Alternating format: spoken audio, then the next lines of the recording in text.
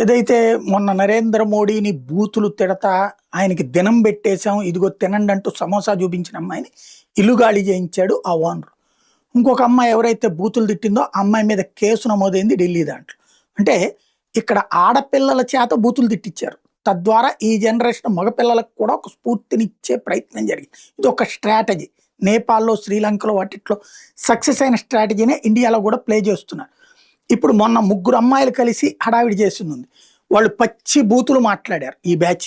ఇప్పుడు ఈ బ్యాచ్ మీద ఇప్పుడు కేసులు నమోదైంది. అమ్మాయి నిన్న మధ్యప్రదేశ్ పోలీసులు కేసు పెట్టి విచారించారు. 26 సంవత్సరాలు, బీకాం చదువుతోంది.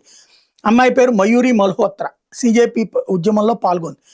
తను నరేంద్ర మోడీని దారుణాతి దారుణమైనటువంటి బూతులు మాట్లాడింది.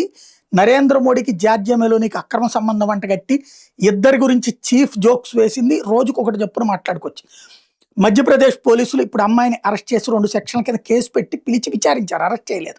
అరెస్ట్ చేయకూడదని కోర్టు ఆదేశించింది కాబట్టి విచారిస్తే ఆ అమ్మాయి అసలు నీటికి నువ్వు అమ్మాయికి సంబంధం లేదు. చదివింది బేకం అయితే నీట్ ఎట్ అవుతుంది.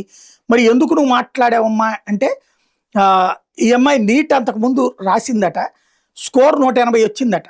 ఈ అమ్మాయి బ్రదర్కి అయితే అసలు ఈ అమ్మాయి బ్రదర్కి 180 స్కోర్ వచ్చిందట. అతనికి నీటిలో ప్రవేశం రాలేదట. అందుకని కోపంతో కాసేపు చెప్పింది.